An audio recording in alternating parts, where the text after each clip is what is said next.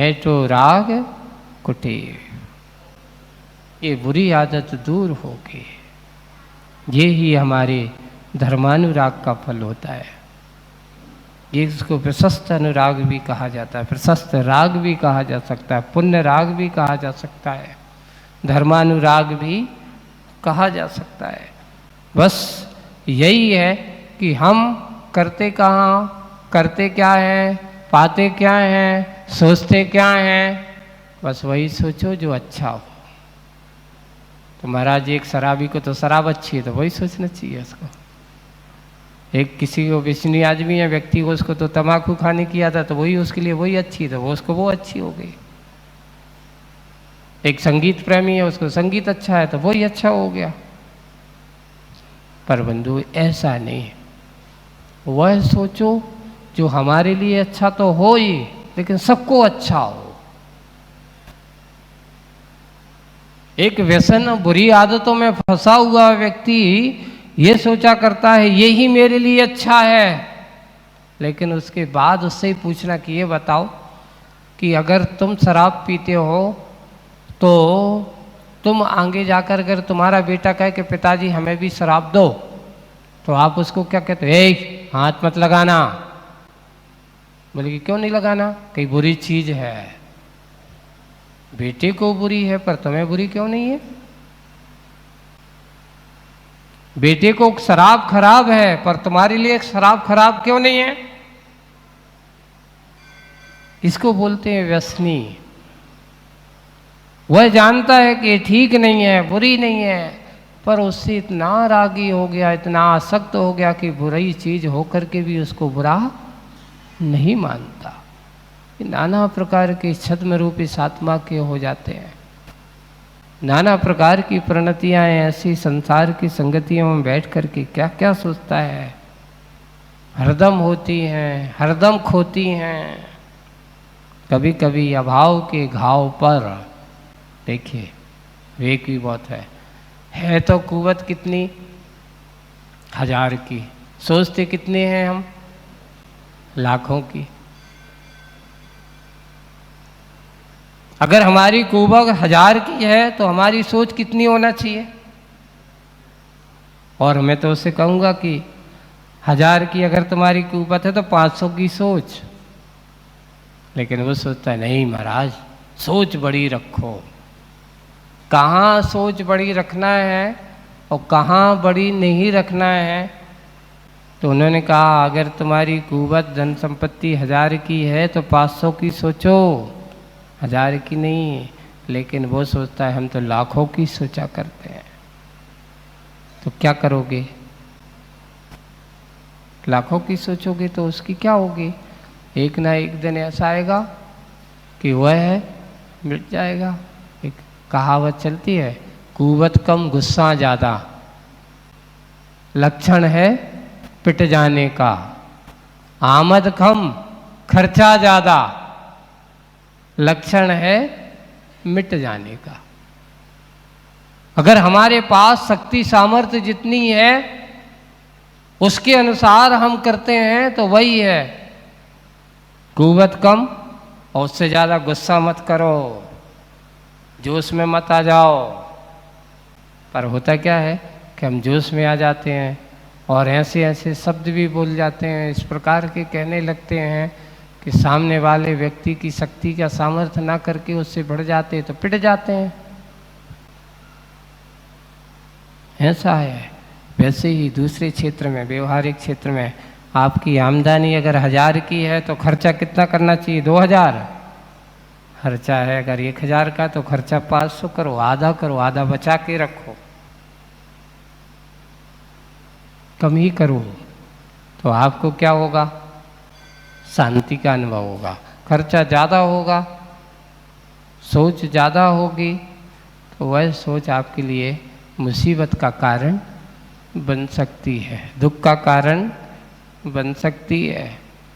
बस वही बात को यहाँ हमारे आचार्यों के सूत्रों को अच्छे से दबाना कि यही है कि हरदम अभाव के घाव पर मरहम होती रहती है। जो है नहीं है उसके बारे में सोचा करते हैं, जो प्राप्त हो उसको पाने की कोशिश करो, जो नहीं है उसको हम क्या करते हैं, पाने की कोशिश करते हैं।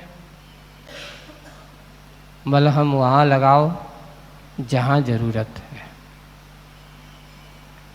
लेकिन जहाँ ज़रूरत नहीं है, किसी ने पूछा है कि देखिए इसके लिए ज़रूरत है या इसके लिए ऐसी आवश्यकता है दवा की, बोली कि दवा दे दी,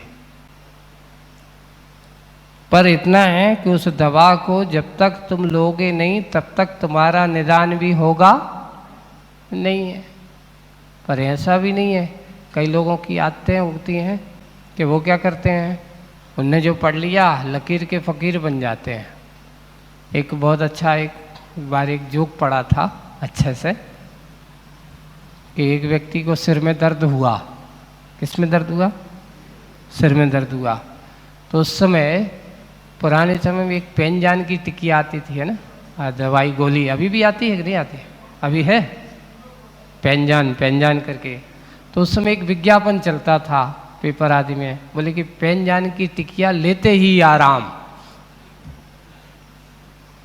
पेनजान की टिकिया लेते ही आराम, ऐसा उसने पढ़ लिया। अब क्या पढ़ लिया उसने? अब सिर दर्द हो रहा है तो उसने कहा कि पेनजान की टिकिया लेते ही आराम।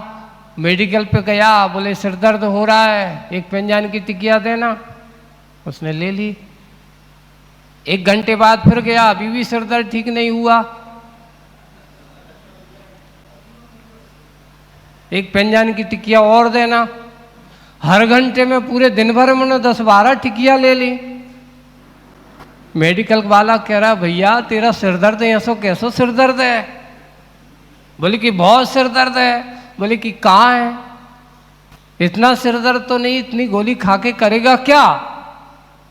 बोले कि खाने की बात कहाँ कही तुमने, तो इसमें लिखा पेनजान की टिकिया लेते ही। लेने की बात कही है, खाने की बात कहाँ लिखी है बताओ?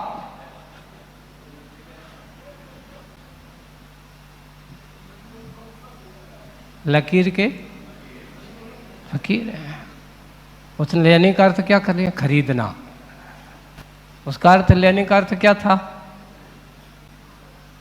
टिकिया को, है ना, अगर खाओगे तो सिर दर्द बचाओगे और लेते जाओगे तो क्या होगा?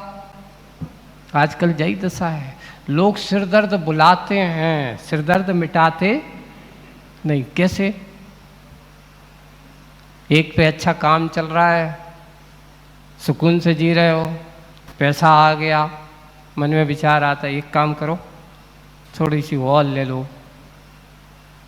अब सिर दर्द कम होगा कि बढ़ेगा बताओ? पैसा आता है, परिग्रह बढ़ता है, और परिग्रह बढ़ेगा तो आदमी का क्या बढ़ेगा?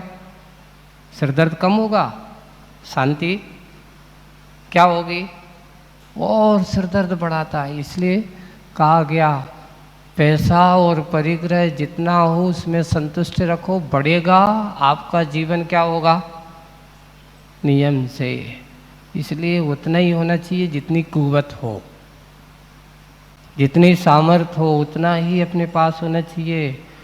एक ध्यान रखा, उस पर लिखा है कि देखिए कभी कभार पुण्य का उदय जब आता है तो पुण्य की बाढ़ भी आदमी को पतन के गर्त की ओर ले जाती है। उन्होंने लिखा व्यसन के द्वार, नरक के द्वार, धन संपत्ति का आगमन हुआ और व्यक्ति ने उस धन संपत्ति को, अब क्या हुआ कि है तो क्या करें, कहाँ खर्च करें?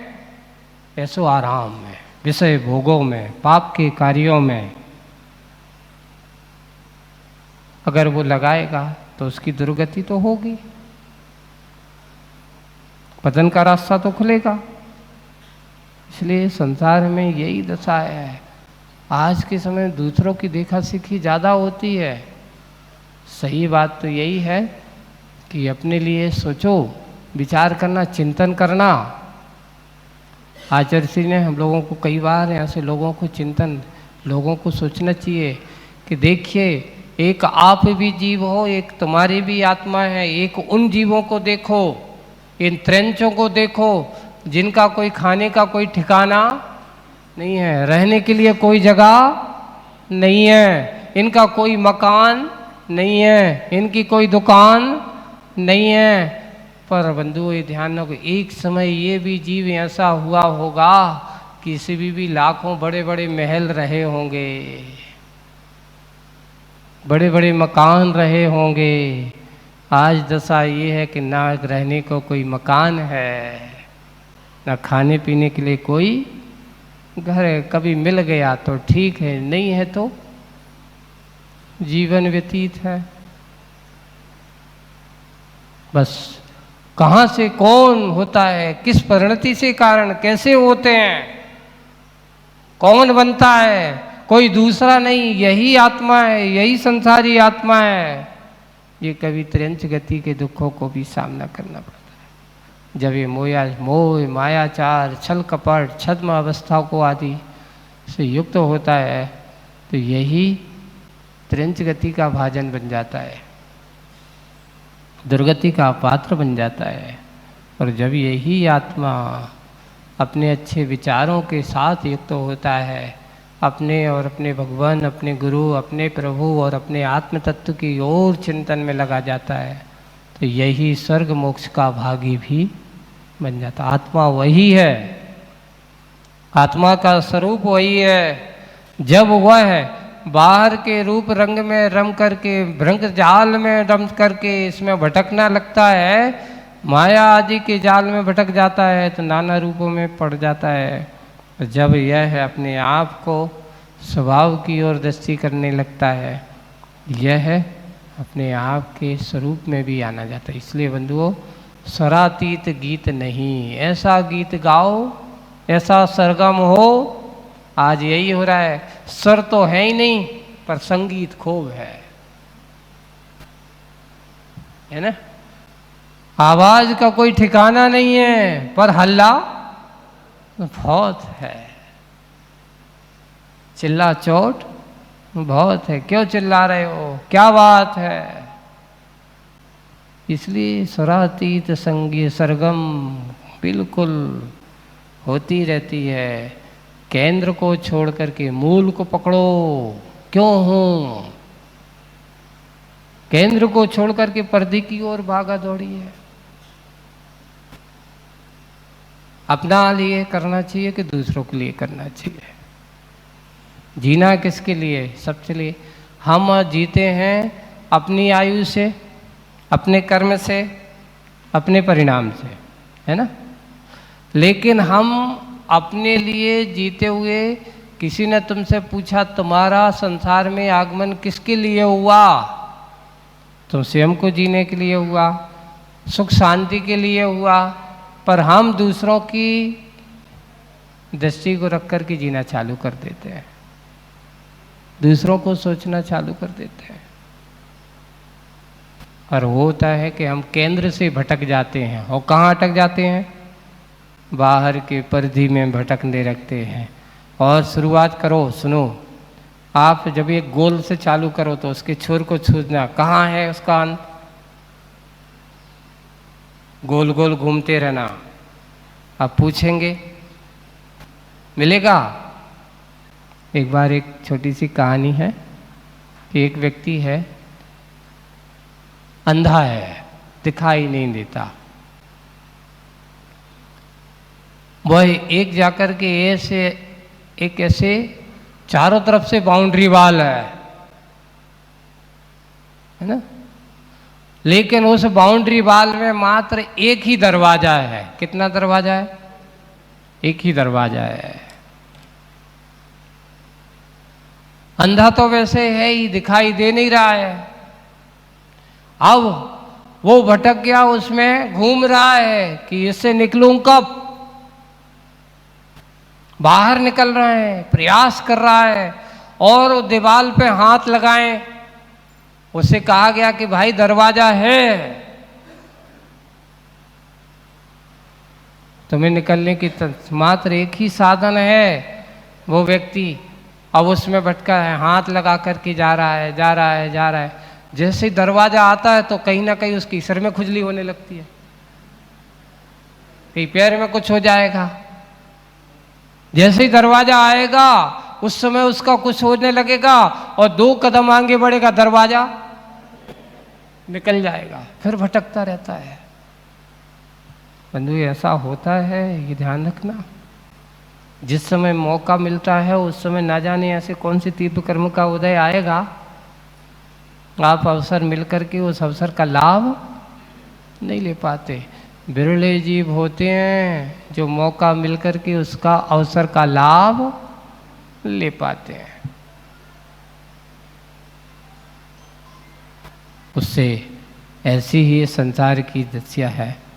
बिल्कुल उन्होंने उसका चित्रण करते हुए उस कहानी का सार फिर बताया कि संसार में संसारी आत्मा भी जब इसको मौका मिला दरवाजे से निकलने का, तभी कहीं ना कोई बहाना बना देगा, कोई समस्या आ जाएगी, कुछ ना कुछ ऐसा कह देंगे, महाराज मौका तो था, ऐसा करना था, ऐसा हो जाता, मैंने तो सोचा था कि ऐसा करना है, लेकिन ये समस्या आ गई।